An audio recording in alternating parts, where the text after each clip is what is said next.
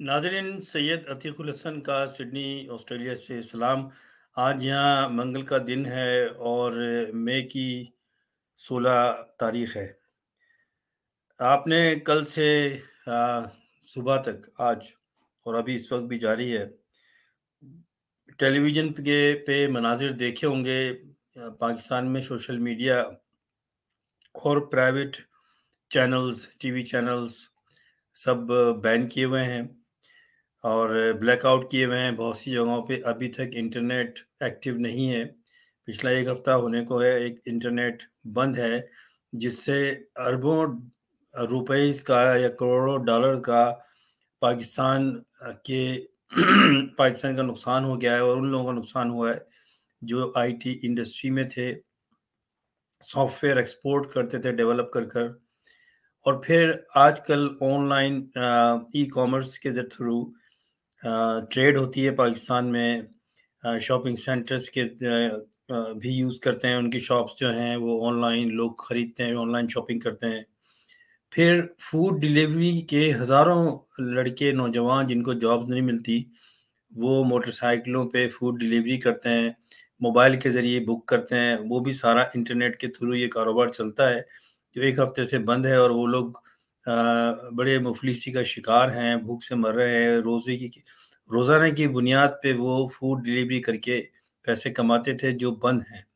तो इस बेगैरत हुकूमत को, जो पाकिस्तान की दुश्मन है, एंटी पाकिस्तान है, और मैं ये बात तो बहुत अरसे से कर रहा हूँ, 1 डेढ़ साल से मैं ये बात कर रहा हूँ कि ये एक एजेंडे के तहत मुसल्लत की गई है और पाकिस्तान के करप्ट तरीन लोगों को लाके बिठाया गया है और इसके पीछे पाकिस्तान की एस्टेब्लिशमेंट है, आईएसआई है, और उनके पीछे अमेरिका का हाथ है और वो ताकतें हैं जो पाकिस्तान की दुश्मन है, जिसमें यूके भी शामिल है और फिर इंडिया भी शामिल है।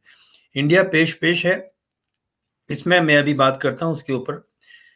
लेकिन आपने देखा मैं जब भी बात करता हूँ तो अक्सर मेरे वीलॉग में इस मौजू पर, जो पाकिस्तान में इस वक्त हो रहा है, उसमें मैं बांग्लादेश की मिसाल देता हूँ कि उसकी वजह ये है। नाजरीन देखें, जो कौमें अपनी तारीख से नहीं सीखती, वो फिर अपने हाल में तबाह हो जाती हैं और वो खुद तारीख का हिस्सा बन जाती हैं। इसमें कोई शक नहीं होना चाहिए। बहुत से लोग इस बात पे बहस करते हैं और मुझसे शिकायत भी करते हैं कि आप बार-बार बांग्लादेश की बात क्यों करते हैं? एक साहब ने कहा एक महफ़िल में कि पुराने गड़े मुर्दे उखाड़ने की क्या ज़रूरत है? अब ऐसी कौम का क्या किया जाए जिनको हिस्ट्री का, तारीख की अहमियत का अंदाज़ा नहीं हो? जो तरक्की याफ़्ता कौमें, ज़िंदा कौमें हैं, जिन्होंने अपने आप को डेवलप किया और आज उनका आला मकाम है, उन्होंने अपनी तारीख से सीखा। कौमों के ऊपर बुरे दिन आते हैं, उनका इस्तेसाल होता है, जाबिर हुक्मरान आते हैं, फिर उसके खिलाफ वो फाइट करती हैं, लड़ती हैं और उनके आने वाली नस्लें अपने बड़ों की कुर्बानियों को रिगार्ड करती हैं, एक्नॉलेज करती हैं और मुल्क को आगे लेके जाती हैं। ये एक तरीका होता है। अगर हमने बांग्लादेश अलग होने, मशरक़ ये पाकिस्तान अलग होने से, मुल्क का बड़ा हिस्सा जाने से, बांग्लादेश बनने से कुछ नहीं सीखा, तो ही तो ये आज जो कुछ हो रहा है, ये वही हो रहा है। कि वही हिस्ट्री रिपीट हो रही है। आप देखें कि लियाकत अली खान से लेकर फातिमा जिन्ना और फिर मुजीबुर रहमान और ये सारे लोगों को, मुहिब्बे वतन पाकिस्तानी सियासी क़यादत को मारा गया और फिर फ़ौज ने अपने मर्ज़ी के पॉलिटिकल एक्टर्स क्रिएट किए। और ये सारी बातें हम सब बार-बार करते हैं, लेकिन क्योंकि ये लिंक हैं तो बतानी पड़ती हैं बार-बार। और फिर बेनज़ीर को आईएसआई की सपोर्ट थी और फिर आईएसआई ने बेनज़ीर को मारा। भुट्टो को फांसी दी और भुट्टो ही को पाकिस्तान की आर्मी सियासत में लेकर आई अयूब खान, और फिर जब उससे नहीं बनी तो उसको फांसी दे दी गई एक जुडिशियल केस में। और कसूरी के फादर को उसमें मर्डर हुआ था और वो उसपे सबूत थे कि उसका हुक्म जो है वो ज़ुल्फ़िकार अली भुट्टो ने दिया था। रिटन सबूत थे उनके एडीसी महमूद मसूद के, कि उसने लिखा था एलिमिनेट हिम। तो पाकिस्तान की रिवायत ये रही है, मगरबी पाकिस्तान जो अब पाकिस्तान है, कि आर्मी ने 1958 से कब्जा किया हुआ है। जब प्रेशर पड़ता है बाहर का तो ये खुद क्रिएट करते हैं। ऐसे करप्ट लोग या ऐसे इनकैपेबल नाअहल लोग जो इनको जी हुजूरी करें, यस्सर करें, इनकी बूट पॉलिश करें, उनको फिर ऊपर लाकर इक़्तिदार में बिठाया जाता है प्रोविंशियल और फेडरल गवर्नमेंट्स में। ये शरीफ फैमिली, ये जरदारी, ये बेनज़ीर, ये भुट्टो फैमिली और ये सारी इसी की पैदावार हैं। और जब ये डेमोक्रेसी की बात करते हैं तो ये आपको बेवकूफ़ बनाते हैं और बेवकूफ़ बना रहे हैं। आप देखें क्या हो रहा है इस वक़्त। तो हमें हिस्ट्री को याद रखना चाहिए। जो कुछ भी पाकिस्तान में हो रहा है, मैंने जो कुछ पढ़ा है और जो मेरी नाक़िस थोड़ी बहुत हिस्ट्री पर मेरी मालूमात है, बांग्लादेश किस तरह डाउनफॉल हुआ। और आप भी बहुत सारी किताबें हैं, आप ऑनलाइन जाकर देखें और उसको पढ़ें। खुदा के लिए आप देखें कि जो कुछ भी आज हो रहा है वो कुछ नया नहीं हो रहा। ये पाकिस्तान के साथ हुआ, पाकिस्तान टूटा और बहुत से लोगों ने मिठाइयाँ बाँटी और पाकिस्तान के जर्नैलों ने हथियार डाले, तो उसको टाइगर न्याज़ी बनाकर लेके आया गया और इसी अवाम ने पिंडी में उनको हार फूल डाल के उनका जुलूस निकाला कि वो टाइगर हैं। क्यों? कि उन्होंने सरेंडर किया था 90,000 फौज के साथ इंडिया के हाथों और 10 लाख बंगालियों को मार के ये आए थे। तो जब ये मशरक़ी पाकिस्तान को अलग करने के लिए 10 लाख बंगालियों को मार सकते हैं, तो ये 20 लाख पाकिस्तानियों को मगरबी पाकिस्तान में भी मार सकते हैं और यही कुछ हो रहा है। अब देखें कि एक नंगपना है, कानून की खिलाफवर्जी तो नहीं कहेंगे ये तो एक खुला फ्रॉड है कि अपनी मर्जी से जहां दिल चाहा जो कानून नाफिज करके लोगों को उठा लिया गया। इमरान खान को पकड़ा और जब इमरान खान जुलूस निकालने की ये उसके रिएक्ट की बातें करते हैं तो वहां 140 पर लग जाता है। आज 140 पर लगाया, एक हफ्ता बाद उतार दिया, फिर लगा दिया, उतार दिया। ऐसे क्या ऐसे मुल्क चलते हैं? क्या ऐसे एडमिनिस्ट्रेशन चलते हैं? आप देखें इस्लामाबाद में जब भी इमरान खान की पार्टी ने या उसने इमरान खान ने अनाउंस किया प्रोटेस्ट करने का, तो वो 144 लगा दिया और फिर लोगों को बंद कर दिया। फिर इमरान खान पे 145 केसेस बना दिए गए। ये दुनिया की मिसालें हैं, दुनिया में कहीं नहीं हुआ इस तरह। दुनिया में इस तरह कहीं नहीं हुआ, हम सब जानते हैं, हम देख रहे हैं। एक भयानक स्याह तारीख रकम कर रहे हैं इस पाकिस्तान को खत्म होने से पहले। मुझे इसमें कोई शक नहीं है, मैं कहता आ रहा हूं कि ये एक इंटरनेशनल एजेंडा है और ये बेगैरत और ये एंटी पाकिस्तान एलिमेंट इस वक्त काबिज है।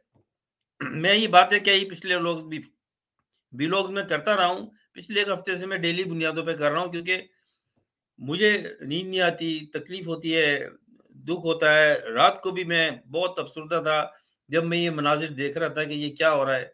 हाई कोर्ट आप देखें कि क्या हुआ है। ये भयानक हिस्ट्री लिखी जाएगी कि ये माफिया ने फौज की सरबराही में वहां पर दफा 144 जो नाफिज थी वो पता नहीं कब खत्म हुई और वहां पर ये जमीयत उलमाए पाकिस्तान फजलुर रहमान जिसका बाप था मौलाना मुफ्ती महमूद ने पार्लियामेंट में खड़े होकर कहा था, ये तो रिकॉर्ड की बातें हैं ना, मैं कहानी थोड़ी सुना रहा हूं, कि शुक्र है हम पाकिस्तान के जुर्म में शरीक नहीं थे। और आज उसका बेटा फजलुर रहमान, जो सबको पता है कि वो इंडिया का एजेंट है, इनको जमीयत उलमाए हिंद की तरफ से पैसे मिलते हैं, इनको रॉ की तरफ से पैसे मिलते हैं कि पाकिस्तान की बर्बादी करो। तो ये तो अपने बाप का मिशन पूरा कर रहा है, इसीलिए ये फौज को, इसलिए ये और फौज को ये गालियां देता है। तो फौज क्यों इस पे रेक नहीं करती? इसलिए कि फौज इनको खिलाती है, फौज ने पाला है।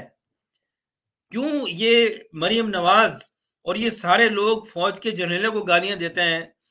आर्मी के जो आला अदालती जो अदालत आलिया के जजेस हैं, सुप्रीम कोर्ट के, हाई कोर्ट के, उनको किस तरह की गालियां दी जाती हैं? ये बिलावल भुट्टो, जरदारी और शरीफ, शहबाज शरीफ, नवाज शरीफ खुलेआम एक मफरूर कैदी बैठा हुआ है वहां पर और वो गालियां दे रहा है। वो क्यों?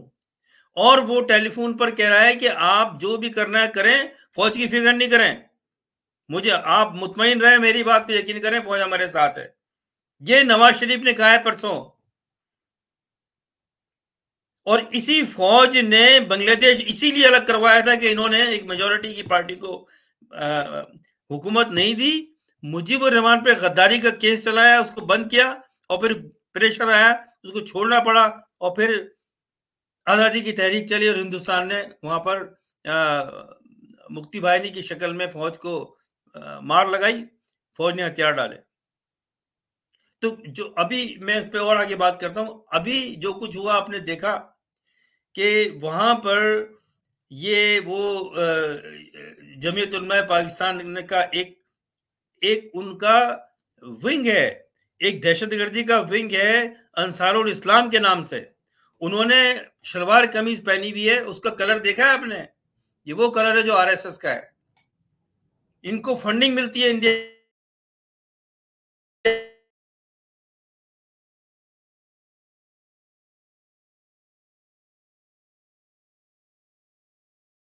आप ये देखें कि ये डंडे बरदार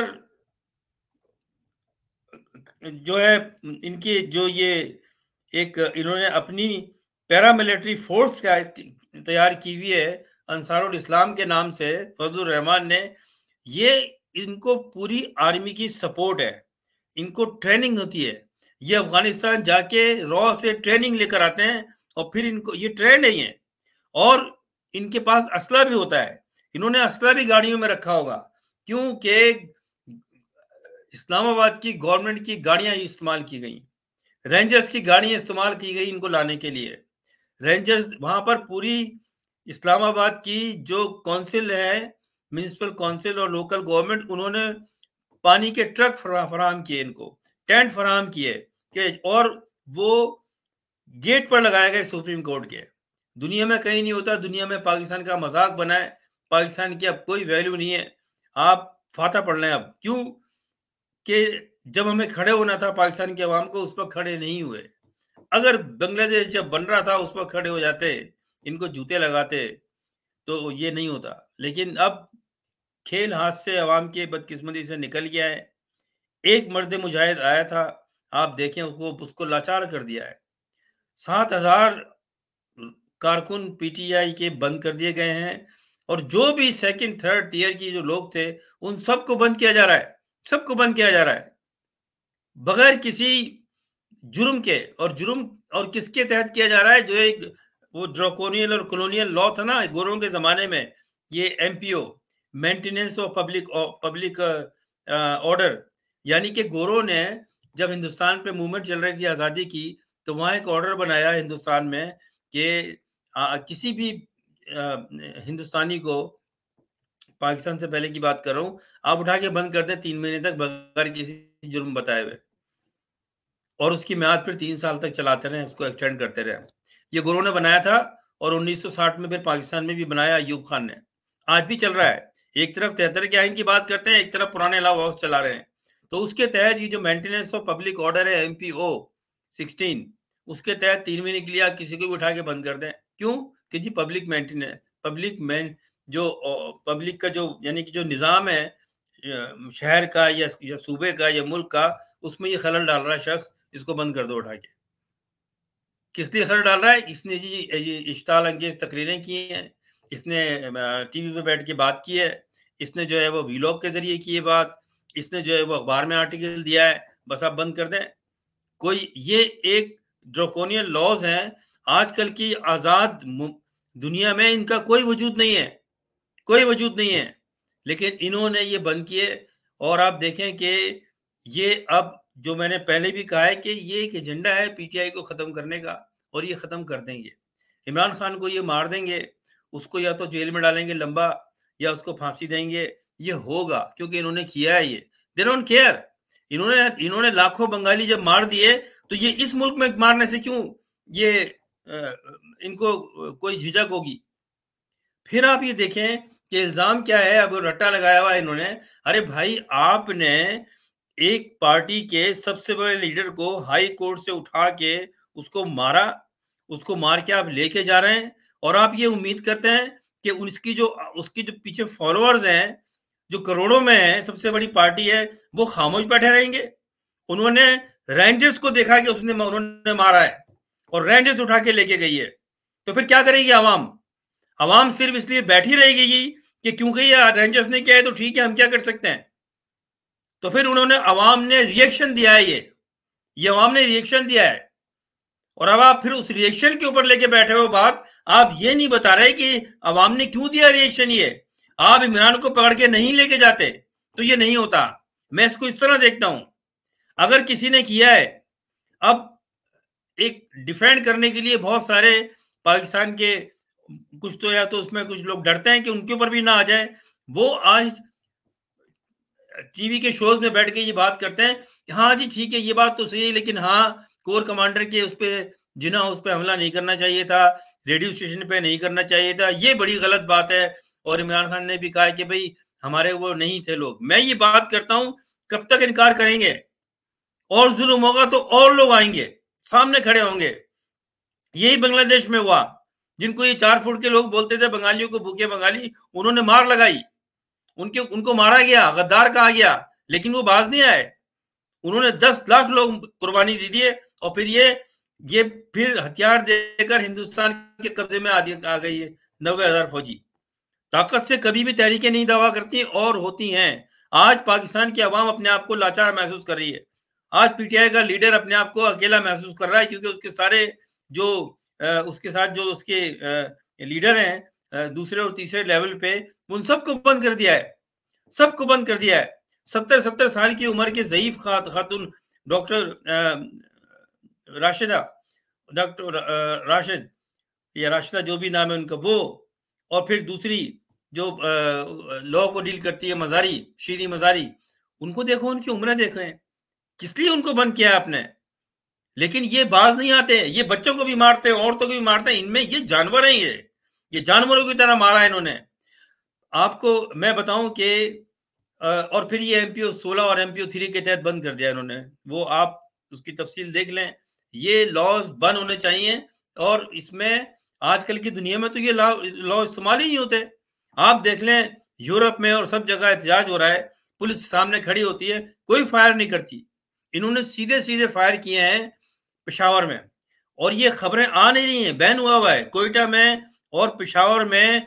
फौज ने जो ऑपरेशन किया है, लोगों को सीधी सीधी गोलियां मारी हैं। अब आप मुझे बताएं, आप 40-45 लोगों को सरों में गोलियां मारी है रेंजर्स ने। उनके एक 21 साल के नौजवान को गोली मारी, उसके बाप ने लाश उठा के कहा कि मुझे भी मारो। तो आप उनसे क्या उम्मीद रखते हैं? वो छोड़ देंगे आपको? वो पागल हो जाते हैं, वो नहीं देखते कि क्या चीज है। वो देखते हैं कि अच्छा, इसका, इस इमारत का, इस आदमी का, इस बंगले का, इस घर का किसी तरीके से ताल्लुक आर्मी से है, वो उसको आग लगा देते हैं, क्योंकि उनकी बच्चों को मारा है आपने। कैसे बर्दाश्त करेंगे? किसी की माँ, किसी की बहन, किसी की बेटी के साथ आप उनकी बेहुरमती करेंगे, उनकी इज्जत से खेलेंगे आप? इन्होंने हजारों औरतों को बांग्लादेश में हमला किया था, यही करना चाह रहे हैं दोबारा यहां पर, ये वेस्ट पाकिस्तान में। और पाकिस्तान जो अब है, पेशावर में हालात बहुत खराब है। जब आप 40-45 घर फैमिलियों में के अफराद को मारेंगे, तो वो आपसे मुहब्बे वतनी का इजहार करेंगे। और मैं आपको एक बार बता दूं, जो मुझे खबरें मिल रही हैं, अल्लाह का शुक्र है यहाँ बैठे हुए आजादी जी बात कर सकते हो, बता सकते हैं आप लोगों को। पेशावर में इस वक्त और कोयटा में बहुत लोगों में इश्तियाल है, और अगर इन्होंने बंद नहीं किया और इसी तरह करते रहे जो ये कर रहे हैं, तो आप ये बात आज का नोट कर लें, आज का ये मेरा वीलॉग उसको अपने पास रख लें, और जिन्होंने अगर जो आपके हल्का आपके लोग उनको फॉरवर्ड करें और अपने रिकॉर्ड में रखें कि अब खैबर पख्तूनख्वा में फिर अगर उन्होंने नहीं माना तो आज़ादी की तहरीक चलेगी। ये मजबूर कर देंगे उनको कि वो ये बात करें कि हम पाकिस्तान के साथ नहीं रहना चाहते। और यही चीज फिर बलूचिस्तान में होगी। बलूचिस्तान में भी इमरजेंसी लगा दी गई है, वहां भी यही हो रहा है। और एक खतरनाक बयान आया है जो मैंने पिछले वीडियो में भी कहा था, फिर मैं रिपीट कर रहा हूं। अफगानिस्तान के तालिबान ने ये कहा है कि हमें पाकिस्तान के हालात के ऊपर हमारा कंसर्न है, हम वॉच कर रहे हैं।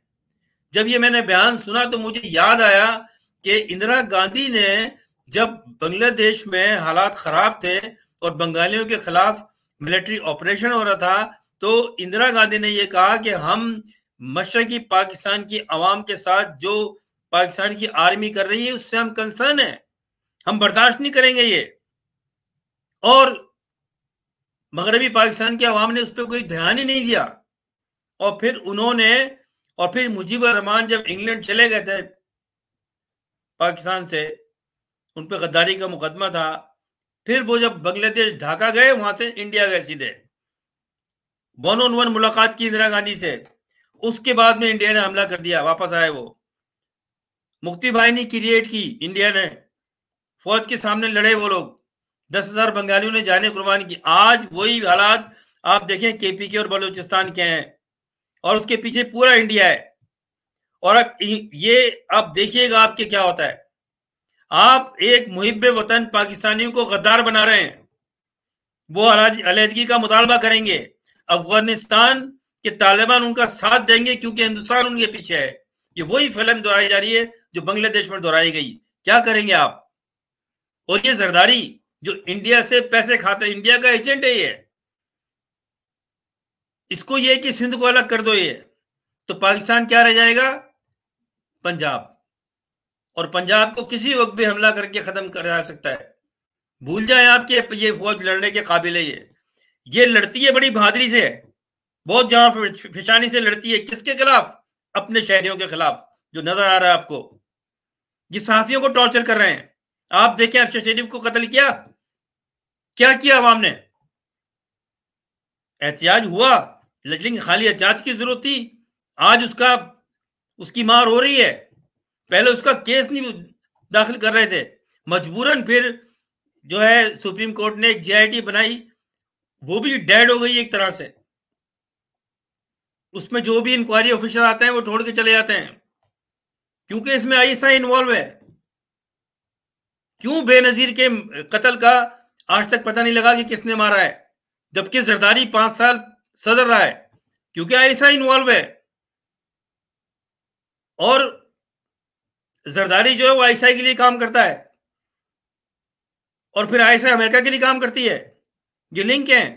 और आज के दौर में अमेरिका और हिंदुस्तान एक हैं। वो ऐसी तैसी करना चाहते हैं, पाकिस्तान को तोड़ना चाहते हैं और तोड़ रहे हैं। पार्लियामेंट में खड़ा होकर देखें आप कि इन्होंने कल क्या रात को बातें की हैं। कैसे ऐसी हिम्मत आ गई कि फौज को गालियां दे रहे हैं? कैसे इन्होंने फौज वहां से अपनी जो इस्लामाबाद की पुलिस है, एफसी और पुलिस और रेंजर्स, क्यों हटाई? कैसे हटाई? जमान पार्क में आपने लगा के लोगों को मारा। इमरान खान पे आपने 144 केस बना दिए।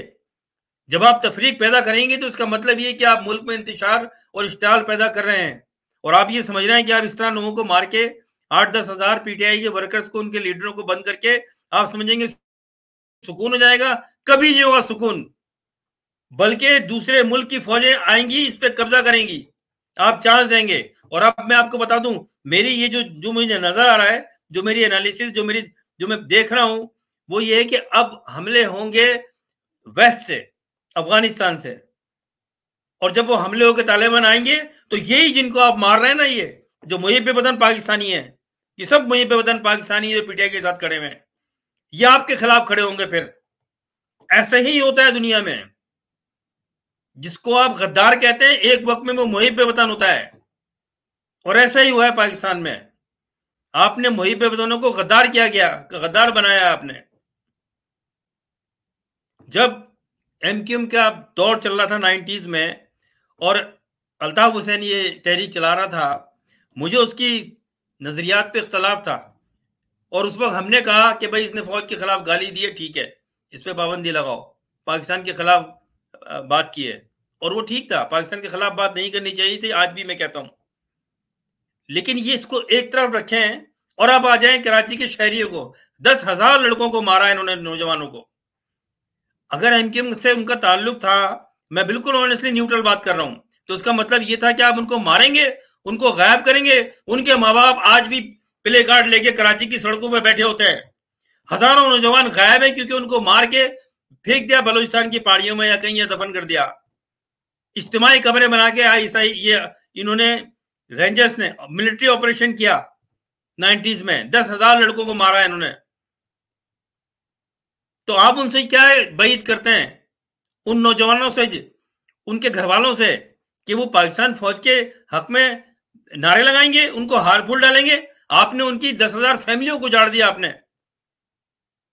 अगर उस वक्त पंजाब बोलता कि ये क्या हो रहा है कराची में, ये कैसे फौजी ऑपरेशन हो रहा है, ठीक है, एक पार्टी के लीडर ने अगर पाकिस्तान को मुर्दाबाद का है, आप उसको मुकदमा चलाएं, उसके ऊपर बुलाएं, उसको पाकिस्तान लेके आए, उस पर केस चलाएं आप। कैसे उसने कहा पाकिस्तान मुर्दाबाद, मैं इसके हक में हूं, लेकिन आप उसके आप आम पाकिस्तानियों को मार रहे हैं आप, और आपने मारा और फिर उनको इतना तशद्दुद किया कि आज वो आपकी एक बेबी ऑर्गेनाइजेशन बन गई है एमकेएम, क्योंकि उसको उनको आप तड़िए लगाते हैं। और यही और अगर आपने नहीं किया तो फिर यही होगा। और तो उस वक्त अगर पाकिस्तान पंजाब बोलता, केपीके बोलता कि कराची में क्या हो रहा है, ये कैसे आप फौजी ऑपरेशन कर रहे हैं, फौजी ऑपरेशन करने की क्या जरूरत है, जबकि एमक्यूएम के कुछ लोगों ने आगे कहा कि अल्ताफ हुसैन ने गलत किया, और फिर इस फौज ने ही अल्ताफ हुसैन को निकाल के उसकी दूसरी पार्टी बनवा दी। फौज पूरी पीछे है एमक्यूएम की सारी, इन्होंने करवाया सब कुछ ये, और कराची के नौजवानों को मारा। वो तो कभी नहीं भूलेंगे, वो यौम शुहदा मनाते हैं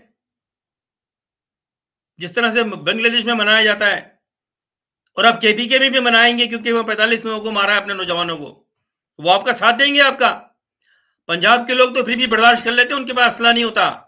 आप भूल जाएं जो ऑपरेशन होने होगा केपीके में, जिसके पीछे तालिबान भी होंगे, अफगानिस्तान से हमला भी होगा, इंडिया भी साथ देगा। ये आपकी जो भयानक पॉलिसी थी, ये पूरे पाकिस्तान को खत्म करा दिया कराई ये, और जो कर रहे हैं आप। इमरान खान एक लीडर था जो सबको साथ लेके बैठा हुआ था। कभी आपने देखा था कि इतने लोग केपीके से नौजवान जमान पाक में आके इमरान खान की हिफाजत करेंगे? एक नई तारीख लिख रहा था इमरान खान, पाकिस्तान को सारी इकाई जो एथनिक हैं लोग हैं, कौमों को इकट्ठा करके उसने पाकिस्तानी बनाया सबको। आपने बर्बाद कर दिया उसके मिशन को, और आज उस पर आप गद्दारी का मुकदमा बनाते हो। आपने हर उस आदमी पे गद्दारी का मुकदमा बनाया जिसपे आपने जुल्म किया, और जब उसने बोला तो आपने बोला गद्दार है ये, इमरान खान गद्दार है, वो दहशतगर्द है। शर्म करो, शर्म। इतने फिरौन नहीं बनो आप। आपके पास असला है, बंदूक है, सब कुछ है, और आप चाहते हो कि इससे हम पाकिस्तान की आवाम को मार देंगे। टिक्का खान ने बांग्लादेश में कहा कि उठा के ऐसे अपने लोगों से खिताब, जब फौज सोल्जर से खिताब करते हुए कहा, ये जमीन उठा के मट्टी के, मुझे ये मट्टी चाहिए, बंगाली नहीं चाहिए। यही आज का जर्नल कर रहा है बैठकर। इसने इस तरह से गोलियां चलाई हैं केपीके में, पेशावर में और कोयटा में। और फिर आप ये बात करते हो कि जी उन्होंने वो जिना हाउस पे हमला किया। पहली बात तो ये मुझे बताएं आप कि भाई वो कायदे आजम की प्रॉपर्टी थी, कायदे आजम का घर था। कायदे आजम ने इसलिए नहीं खरीदा था कि वहां पर आप अपना कोर कमांडर का ऑफिस बनाए। कैसे बनाया आपने कोर कमांडर का ऑफिस? वो आपकी जमीन है। वो वहां पर आपने कायदे आजम को याद कर, उनकी यादगार में कोई लाइब्रेरी बनानी चाहिए थी। आप उसको ठीक है सुप्रीम कोर्ट को दे देते, आप किसी और सिविल इदारे को दे देते। आप उसमें कायदे आजम की एक जो चीजें हैं वो रखते उसमें आप। अगर वो जिना हाउस है, क्या कायदे आजम ने इसलिए खरीदी थी कि आप उसमें अपने हेडक्वार्टर बनाओगे? शर्म नहीं आती आप लोगों को? कायदे आजम की रूह तड़प रही होगी। एक आदमी ने अपनी सारी प्रॉपर्टी पाकिस्तान के नाम कर दिया, और उसमें सारे फौजी बैठे हुए। अब क्या फौज के लिए बनाया था ये मुल्क पाकिस्तान ने? कायदे आजम ने, कायदे आजम ने तकरीर में कहा था कि पब्लिक ऑफिसर और फौज अपना काम करे, हुकूमती मामला में दखल ना दे कभी भी, वरना डिसइंटीग्रेट हो जाएगा मुल्क, टूट गया मुल्क। पाकिस्तान तो रहा नहीं, 70 में खत्म हो गया, और बचा कुचा है वो अब खत्म होने जा रहा है। दिल दुखता है हमारा। हम तो इसलिए बात करते हैं, हम पाकिस्तान में पैदा हुए हैं, हम मुहिब वतन पाकिस्तानी हैं, हमें दुख होता है, हमारे जज्बात हैं, तो हम ये इस तरह की लहजे में बात करते हैं। हम देख रहे हैं कि हमारा मुल्क तबाह हो रहा है, हमारे सामने टुकड़े हो रहे हैं उसके, होंगे। और अगर आपने ये बंद नहीं की कार्रवाइयां, तो मैं प्रिडिक्शन कर रहा हूं कि बहुत खतरनाक हालात है। मेरे पास बहुत सारी ऑडियो आ रही है मेरे पास, मैं बयान नहीं कर सकता यहां पर, जाहिर सी बात है कि फिर जिन्होंने भेजी है वो ट्रबल में आ जाएंगे। जिसमें के साबिक फौजी और इस वक्त जो फौज में जूनियर ऑफिसर हैं, वो ये ऑडियो में मैसेजेस भेज रहे हैं, मुझे मेरे पास भी आई है कि ये फौजी जर्नल, ये जो कमांड, ये जो चीफ है और आईएसआई जो है, पाकिस्तान को बर्बाद कर रही है, हमें जो है वो बोलने नहीं जा रहा। बड़ा इंतशार है फौज में इस वक्त। हो सकता है कि अगले कुछ दिनों में आप देखें कि पाकिस्तान की फौज के अंदर से कोई रेवोल्यूशन आएगा, कोई फौजी, कोई कमांडर खड़ा होगा नीचे लेवल पे और ये जर्नैलों को भून देगा उठा के। और कल देखें आप क्या हुआ, इन्होंने गालियां दी हैं चीफ जस्टिस को, जजों को, और जान करके इन्होंने ये करवाया है। इसमें पाकिस्तान की ये जो माफिया है गवर्नमेंट, ये शामिल है, इसमें आईएसआई शामिल है, इसमें रेंजर शामिल है, इसमें तमाम लॉ इन्फोर्समेंट एजेंसी शामिल है। वो चाहती थी कि अवाम और ये, और देखो किससे कराया गया, किससे कराया गया, सोचे इस बात पे। पाकिस्तान की आवाम नहीं थी। ये जो येलो कपड़ों में या ऑरेंज कपड़ों, ये शलवार कमीज में जो जत्थे आए थे, ये एंटी पाकिस्तान दहशतगर्द है सारे। ये जो अंसारुल इस्लाम के नाम से जमीयत उलमा पाकिस्तान की तहरीक चला रहे हैं, ये इनको ट्रेनिंग इन्होंने दी है। आप लोगों को ट्रेनिंग देकर खड़ा करवाते हो और फिर जब जूते पड़ते हैं तो आप बोलते हो हम तो दहशतगर्द नहीं है। उनको लेकर आया गया सुप्रीम कोर्ट पे हमला करने के लिए। पाकिस्तान की आवाम कभी भी नहीं आती, और मैं इनको पाकिस्तान की आवाम ही नहीं मानता। ये पाकिस्तान से एंटी लोग हैं ये। इससे ज्यादा क्या होगा, मैंने तो अभी पोस्ट भी लगाया था, और आप देखें, अगर झूठ कह रहा हूं तो आप जाके अखबार देखें, पुराने मिल जाएंगे आपको यूट्यूब पे, इमेजेस में मिल जाएंगे आपको गूगल पे।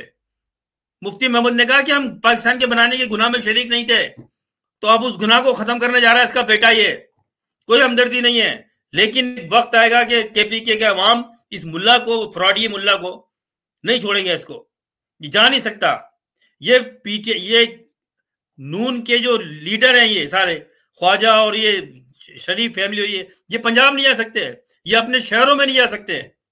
पंजाब की आवाम जाग गई है, और आप ये सोच रहे हैं कि आपने सबको बंद कर दिया उठा के, आप हर एक को मार रहे हैं, आप औरतों को मार रहे हैं। एक बेचारी अपाज और लड़की है, उसको घसीटा इन्होंने, किस बुरी तरह से मारा उसकी। आपने सोशल मीडिया पे उसकी देखा होगा, एक औरत को उसकी नाक तोड़ दी, उसके खून आ रहा है मुंह से, कांप रही है वो।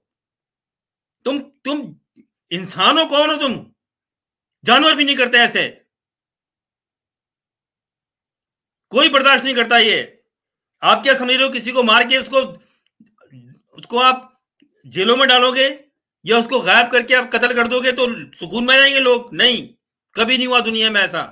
ये लोग खड़े होंगे। आप इमरान खान को मार दोगे, मार दो इमरान खान को, कोई दूसरा नहीं मिलेगा आपको जो मुल्क बचाएगा।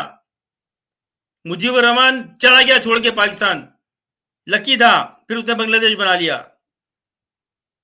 पाकिस्तान में क्या होने जा रहा है आगे देखें। बदकिस्मती हमारी, बहुत बड़ी बदकिस्मती कि हम ये सब कुछ देख रहे हैं और जिंदा हैं। तो आगे हालात बहुत खराब है। कल इनका पूरा प्रोग्राम था चीफ जस्टिस को और उसके साथ के जो बेंच के लोग हैं उनको मारने का। तो उन्होंने, जाहिर है कौन मार खाता है, कौन ये देख रहा है कि क्या कर रहे हैं ये लोग बैठकर। इसमें किसी को शक नहीं होना चाहिए कि ये आर्मी ने करवाया है, ये आईएसआई ने करवाया है, ये इस माफिया ने करवाया है। क्योंकि पुलिस कैसे खत्म कर दी आपने वहां पर? कब आपने 144 खत्म किए? सिर्फ इमरान खान की मूवमेंट के लिए लगाई थी आपने 144? शर्म नहीं आती? क्योंकि आप लगा सकते हैं, ऐसे गवर्नमेंट चलाएंगे आप? आपने करप्ट जजों को खरीदा हुआ है, और जो जज नहीं बिकते उनके खिलाफ आप गालियां पार्लियामेंट हाउस में बैठ कर देते हो। आपके ये अवान बच जाएंगे। मूवमेंट उठेगी पाकिस्तान में अब जो होने जा रहा है आगे। आप, इमरान खान एक सच्चा मुहिब वतन पाकिस्तानी है, उसको किसी को शक नहीं होना चाहिए। लेकिन आप जो उस पर कर रहे हो, अल्लाह ना करे ऐसा ना हो कि इमरान खान भी खड़ा हो जाए मुजीबुर रहमान की तरह, अल्लाह ना करे। ये बात ध्यान में रखे मेरे लफ्ज ये। तो अब यह है कि पकड़ धकड़ हो रही है, लोगों को पकड़ा जा रहा है, और भी ब्रूटल इमेजेस आप देखेंगे इन करीब। जो इनका मिशन है, ये इमरान खान को उठाएंगे, किसी भी मुकदमे में उठा लेंगे बना के। वो तो 145 मुकदमे चल रहे हैं, इमरान खान ने पहले ही कह दिया है। कितने अफसोस की बात है। आप सोचें जरा इमरान खान की जगह रख के कि एक शख्स जिसका दुनिया में एक लेजेंड था, उसको इज्जत थी, जहां भी जाता था और इज्जत से लंदन में रह रहा था, उसके बच्चे वहां हैं, वो सारी चीज़ें छोड़ के जज़्बे के तहत पाकिस्तान आता है, पाकिस्तान की आवाम के लिए बात करता है, जस्टिस के लिए बात करता है और उस पे गद्दारी के मुकदमे चलाते हैं 145। कौन पाकिस्तान को बचाएगा? जिसने पाकिस्तान की बात की, लियाकत अली खान, फातिमा जिन्ना और मुजीबर रहमान से लेके अब इमरान खान तक, उसको इन्होंने सबको मारा, गद्दारी के मुकदमे कायम किए। फातिमा जिन्ना पे गद्दारी का मुकदमा कायम किया, इससे बड़ी क्या बात होगी, खत्म हो जाती है। जिसने अपने भाई के साथ मिलकर तहरीक चलाई, लियाकत अली खान को शहीद किया सीआईए ने, उसके पीछे किसका हाथ था? ये पाकिस्तान की आईएसआई को, ये सीआईए और आईएसआई एक ही चीज है, उसकी इंस्ट्रक्शंस पे चलाते हैं ये। और जो हम ये सुनते थे और मैं भी कहता था, हमें ये इंप्रेशन देगा दुनिया की नंबर 1 टॉप क्लास ये सीक्रेट सर्विसेज एजेंसीज है, हम भी समझते थे। फिर हमने देखा कि भाई इन्होंने किया क्या है पाकिस्तान के लिए, किस बात की है ये, तो समझ आया कि हाँ, क्योंकि जिस तरह से ये मारते हैं लोगों को गायब करके, और अब देख लिया आपके इमरान रियाज के साथ क्या कर रहे हैं। 3 दिन से उसको वहां से उसको कोर्ट से उठा के ले गए बाहर से, अभी भी कुछ जज बाकी हैं जो खड़े हो गए, लेकिन वो क्या करें, ये उनको गायब करेंगे, जजों को मारेंगे, ये उनकी फैमिली को किडनैप करेंगे, फिर उनको तड़ियां लगाएंगे। एक सुप्रीम कोर्ट के चीफ जस्टिस भट्टी साहब, उन्होंने कल बड़ा सख्त बयान देकर बोला बुलाओ इधर सबको। इवेंचुअली पता चला कि आईएसआई का हाथ है उसमें, और जज ने कहा कि 48 घंटे के अंदर लेकर आओ, लेकर नहीं आए ये फिरौन के बच्चे हैं, ये फिरौन के बच्चे हैं, ये समझते हैं कि ये मुल्क को कब्जे में करके चलाएंगे, क्योंकि फायदा उठाया है, अरबों डॉलर कमाए जर्नलों ने इस मुल्क से।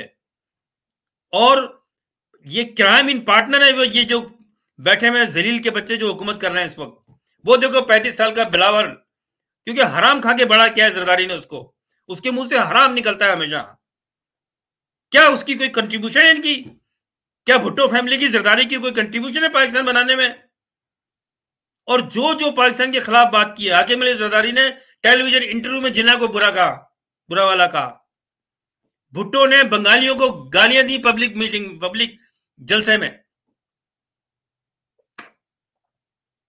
तो अब ये कुछ ये कर रहा है जो आर्मी चीफ बैठा हुआ है यहाँ पर, और आईएसआई। अब ये कि पाकिस्तान की आवाम के पास कोई चारा नहीं है, आपने कुर्बानियां देनी है अगर, तो मूवमेंट चलाएं, वरना बंद करके बैठ जाएं। मैं तो कहूंगा कि अब मुझे ये लग रहा है, मुझे इतनी तकलीफ हुई है कि हम क्या बातें करें वीलॉग पे बैठ के। इमरान खान को भी चाहिए कि भाई छोड़ें, इस मुल्क को दफा करें, अपने बच्चों को जाके इंग्लैंड में बैठें, आराम से रहें। ये आवाम नहीं खड़ी होती। सिंध को देख लें आप, खड़ा हुआ इमरान खान के साथ, नहीं खड़ा हो रहा। केपीके के लोग खड़े हुए थे, बहुत बड़ा कारनामा था इमरान खान का उनको एक नेशनल उसमें लाने के लिए, लेकिन वो बहुत बहुत हालात खराब है इस वक्त केपीके के, तो ये फौज नहीं बता रही। ये पंजाब की या कराची की आवाम नहीं है, केपीके में हर घर में असला है, वो आपको भून के रख देंगे अब अगर आपने इमरान खान को कुछ टॉर्चर किया तो, और फिर अलहदगी की तहरीक चलेगी। और यही प्लान है इंडिया का कि पहले आइसोलेट करो पंजाब को, अलग करो सारे सूबे, जिसमें ये पार्टनर इन क्राइम्स है जरदारी, ये सिंध को अलग कराएगा। देखिए उसकी असेंबली में क्या बातें कर रहे हैं, खड़े हो गए ये। तो मेरे पाकिस्तानी भाइयों, हमें दुख है, मुझे दुख है, मैं अपनी भड़ास निकालने के लिए आपसे ये बात करता हूँ, क्या करूँ मैं, लेकिन और कुछ मैं कर नहीं सकता। और लोग जो दूसरे मुल्कों में बैठे हुए हैं, ओवरसीज पाकिस्तानी मुहिब वतन, हम मजबूरी में पाकिस्तान से निकले और यहाँ के भी हमें सुकून नहीं मिला। हमारे ज़ाहिर है कि सब लोग पाकिस्तान में हैं, हमें उनकी परवाह है, इसलिए हम ये बात करते हैं। तो आप भी लोगों से बात करें, और इंशाल्लाह जब तक पाकिस्तान है, हम तो अब इस तरह से अपनी आवाज़ के ज़रिए यहाँ बैठकर ये चलाते रहेंगे। आप इसको आगे बढ़ाएँ, इसको वो मूवमेंट को आगे बढ़ाएँ, इनको नंगा करें दुनिया के सामने। मैं कई दफ़ा कह चुका हूँ, अपने मैसेजेस दें, यहाँ की गवर्नमेंट को दें, ऑस्ट्रेलिया की, और जो दूसरे मुल्क में बैठे हुए हैं वो भी अपनी-अपनी गवर्नमेंट को अप्रोच करें, शायद कोई हल निकल जाए। वैसे मैं तो बिल्कुल नाउम्मीद हूँ। फिर इंशाल्लाह आपसे बात होगी। अल्लाह हाफ़िज़।